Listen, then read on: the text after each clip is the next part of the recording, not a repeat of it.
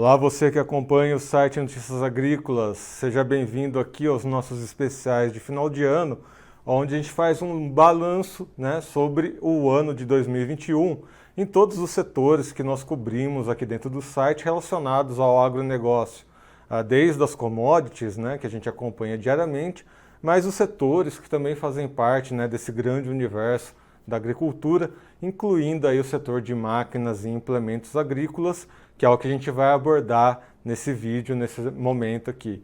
Para falar um pouquinho, sobre o que acabou acontecendo ao longo do ano de 2021 nesse setor de maquinário, eu estou aqui com o Pedro Estevão, ele que é presidente da CSMIA, a Câmara Setorial de Máquinas e Implementos Agrícolas.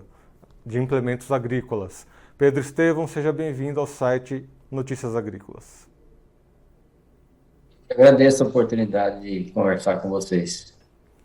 Pedro, então falando de 2021, acho que uma das primeiras coisas que a gente precisa falar é que houve uma grande preocupação aí, principalmente com a eficiência energética.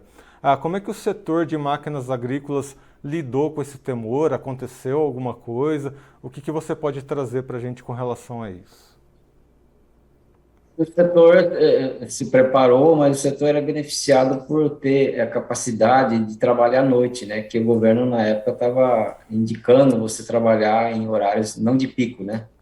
Como você pode estabelecer turnos no período não de pico, o setor estava relativamente bem colocado para sair fora dessa demanda de pico, né? Mas não houve necessidade, né? E quando a gente vê outros setores da indústria, o setor automobilístico, por exemplo, houve ali alguns entraves ao longo do ano, problemas com insumos, problemas com o mercado financeiro, dólar, petróleo, enfim, diversos fatores influenciando o mercado, o que acabou atrapalhando um pouco a comercialização dos automóveis, principalmente. Como é que foi o setor de máquinas e implementos agrícolas ao longo de 2021? O setor de máquinas também sofreu problemas com falta de insumos, né? Nós tivemos muita falta de derivados de aço, plásticos, depois, mais recentemente, de chips, o que fez que a gente entregasse menos do que a gente tinha capacidade de entregar. Com relação ao câmbio, isso é favorável para a agricultura, né? Você teve uma desvalorização cambial que isso ajuda a rentabilidade da agricultura. Então, por esse lado, o real desvalorizado não atrapalhou as vendas, ao contrário, ajudou. E na questão do diesel, que é uma outra grande preocupação aí do setor de logística, isso tem impactado de alguma forma dentro do setor de maquinário? Olha, os custos de produção tiveram um aumento até grande e a gente entende que por ano que vem os custos devem aumentar ainda mais. Todos os produtos derivados, todo produto que tem alguma coisa cotada em dólar andou subindo. Então, adubo, defensivo, diesel, que vem do petróleo, então todos esses produtos acabaram fazendo com que o custo subisse. Mas, como o preço subiu muito mais, acho que isso não teve um impacto tão grande na rentabilidade do agricultor. E outro levantamento que a gente sempre traz aqui nesses especiais, de máquinas e implementos, são as linhas de financiamento, Como é que foi a busca por financiamento ao longo desse ano? A gente viu que as operações de crédito sofreram muitas variáveis, principalmente com relação ao Copom, sempre fazendo reajustes, com relação à taxa Selic. Como é que isso impactou as linhas de financiamento dentro do setor de máquinas agrícolas? Olha, o Plano Safra, que é de julho, sempre é de julho a junho dos anos, né? Então, ele é faseado em 2 anos. No primeiro semestre, a gente não teve praticamente dinheiro do Plano Safra, a gente se abasteceu do BNDES, e naquela época, no primeiro semestre desse ano, o pessoal pegou muita financiamento com Selic, e a taxa estava menor, então a gente teve, apesar de não ter dinheiro do Plano Safra, a gente estava bem abastecido com recursos. No segundo semestre, você tem o Plano Safra, que começou a valer a partir de julho. Então, você tem o Pronaf, você tem o Moderfrota, que tinham juros até razoáveis. O Moderfrota tinha 8,5%, o Pronaf 5%, o FCO em torno de 7%. Então, isso abasteceu basicamente até o fim de outubro, começo de novembro. E a partir de 15 de novembro, acabaram todos os recursos do Plano Safra. Então, nós tivemos um ano relativamente bom, para financiamento. O grande desafio realmente é o primeiro semestre de 2022, porque você não tem Plano Safra e nós não temos perspectiva que o governo faça um aporte nesse Plano Safra. E aí que a gente entra aqui então nessas perspectivas para 2022. Eu gostaria que você trouxesse um pouco mais, né, sobre essas perspectivas, né, o que a CSMIA tem buscado, né, o que a CSMIA tem dialogado exatamente para trazer boas novas aí para o ano que está chegando. É, Este ano de 2021, nós tivemos um recorde de venda de máquinas. A venda de máquinas aumentou 40%, real. Isso é um número excepcional, um número muito grande, e a base desse aumento de 40% não era pequena, a gente já vinha aumentando 17% em 2020, e se você pegar em 5 anos, é o quinto ano de aumento de vendas de máquinas. Então, nós tivemos um ano excepcional, um ano de recorde de venda de máquinas.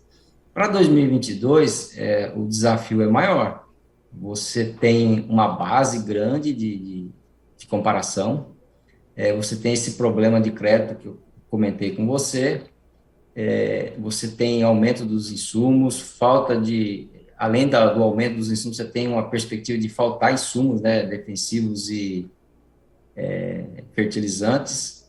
Então, é um ano que eu diria que é bem mais desafiador. Apesar de ser um ano desafiador, a rentabilidade das culturas ainda está num patamar muito alto. Então, a gente acredita que a gente ainda tem um ano bastante positivo. A CSMIA está fazendo uma previsão de um aumento de vendas de 5%. Apesar de ser um número baixo, é em cima de uma base muito alta. Se a gente conseguir realmente aumentar as vendas em 5%, a gente estaria muito, muito contente, porque é em cima de um número que é recorde de vendas dos últimos 20 anos. E apesar, né, tivemos boas vendas, né, apesar dos entraves aí no mercado financeiro, os investimentos continuaram, né? A gente vê aí novas fábricas sendo montadas, né, novas linhas, algumas marcas investindo, né, em novas fábricas, lançamentos, enfim, ano que vem nós teremos a volta massiva das feiras agrícolas. As perspectivas com relação a investimentos, aos eventos, né, são bem diferentes do que a gente viu ao longo desse ano. Sim. A, a, o agronegócio brasileiro, estruturalmente, está muito bem posicionado, né? Os órgãos internacionais indicam que o Brasil deve crescer de 30% a 40% a exportação nos próximos 10 anos. O SDA, que é o Departamento de Agricultura dos Estados Unidos, a própria FAO e o próprio Ministério da Agricultura corroboram esse número, falando que nós temos que aumentar a exportação para fazer frente ao aumento da população nos próximos 10 anos. E o Brasil está se colocando como um ator bastante competitivo nessa área. Então, a gente está realmente bastante otimista e, mais uma vez, estruturalmente estamos muito bem para aumentar a produção e aumentar a exportação. Por isso que você vê esse aumento de investimentos em novas fábricas, as feiras voltando, ou seja, mais uma vez, estruturalmente estamos muito bem. É lógico que conjunturalmente, um ano ou outro, você pode ter mais dificuldade com o crédito, com o clima ou com o preço, mas no longo prazo, no médio e longo prazo, a gente entende que deve aumentar as vendas continuadamente. E dentro do setor de máquinas agrícolas, nós temos empresas tradicionais, tanto nacionais quanto multinacionais. Você viu alguma diferença de governança entre essas duas esferas, né? Entre a esfera das indústrias nacionais e das multinacionais? Teve alguma que teve um pouquinho mais de vantagem do que a outra? Você chegou a notar alguma coisa com relação a isso? Vamos entender, lá na CSMIA, nós temos em torno de 500 empresas fabricantes que são associadas da ABIMAQ. Então, o tipo de empresa que está associada lá é bastante heterogêneo. Você tem desde microempresas, empresas pequenas, empresas médias, médias grandes, grandes nacionais e as multinacionais. Se você pegar as nacionais, e as grandes nacionais e as multinacionais, a diferença de governança é muito pequena, ou seja, basicamente é a mesma governança. Tanto é que as multinacionais brasileiras, né, que são brasileiras, têm capital brasileiro, exportam e têm fábrica no exterior, tem uma governança muito parecida com as multinacionais que vêm de fora. Lógico que as empresas menores têm, sim, uma dificuldade maior de governança, mas em relação aí, vamos dizer assim, multinacional brasileira e multinacional internacional, não tem muita diferença. O ESG tem sido uma tônica bastante forte para essas empresas, ou seja, você tem pessoal muito preocupado com o meio ambiente, muito preocupado com a governança e com o social, de uma forma geral. As empresas hoje entendem que você ter uma parte social, isso ajuda a você manter a mão de obra, e a indústria de máquinas agrícolas precisa de muita mão de obra especializada, treinada. Então, você ter a mão de obra lá no setor treinado é muito importante para você manter a produção e a produtividade em dia. Aproveitando que você citou o ISD, né?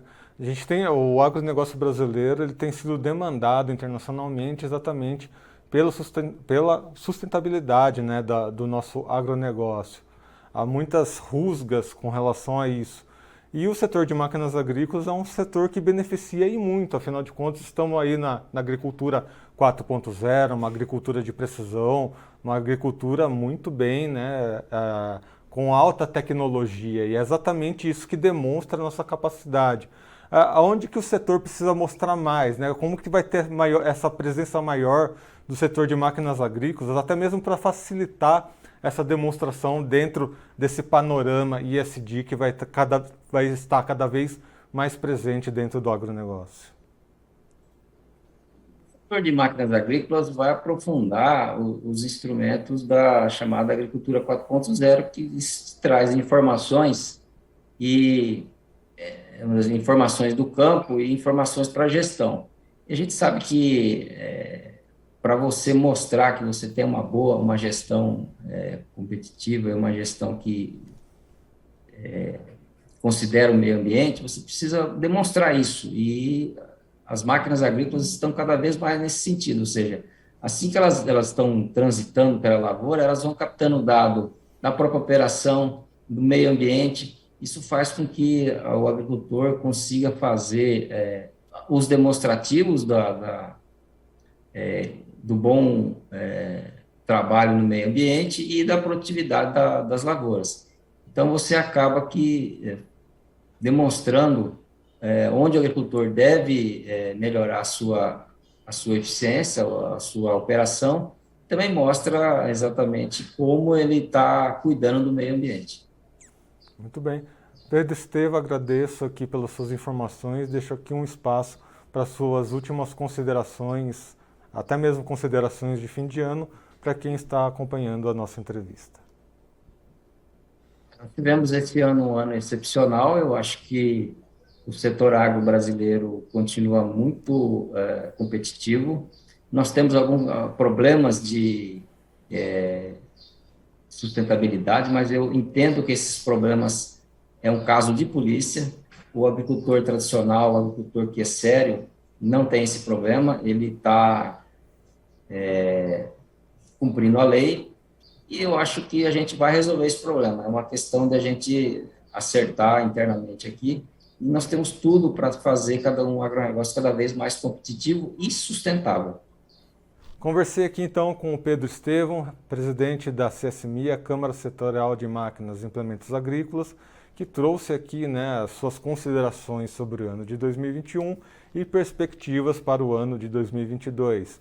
Como o Pedro disse, né, ao longo de 2021, as vendas de máquinas agrícolas foram boas, porém houveram alguns problemas ali com o financiamento, né, principalmente ali as linhas de crédito, né, as linhas de crédito rural, né, o Plano Safra, que teve ali todas as suas linhas de crédito esgotadas, né, ao longo do ano. Enfim, o produtor rural tendo que encontrar outros meios para financiar ou para comprar as suas máquinas. E as perspectivas para o ano que vem ficam aí para o retorno, né, dos eventos presenciais, para essa retomada do novo normal, e essas perspectivas enfim, de um estabelecimento, né, de oferta e demanda, né, principalmente com relação aos insumos, a gente vai ter que esperar um pouquinho para ver como é que vão ficar as coisas. Mas, a princípio, está uma boa perspectiva para 2022 de manutenção dentro do setor de máquinas agrícolas. Muito bem, lembrando então que estamos em todas as redes sociais, sigam o nosso Twitter, nosso Instagram, nosso Facebook. E você que nos acompanha aqui pelo YouTube, lembra de se inscrever no canal, ativar o sininho e deixar o like para que cada vez mais pessoas recebam as nossas informações, as nossas entrevistas aqui dentro do site Notícias Agrícolas. Eu vou ficando por aqui, até a próxima, um abraço. E em nosso Twitter, @noteagri. E para assistir todos os vídeos, se inscreva no YouTube, na Twitch, no Notícias Agrícolas Oficial.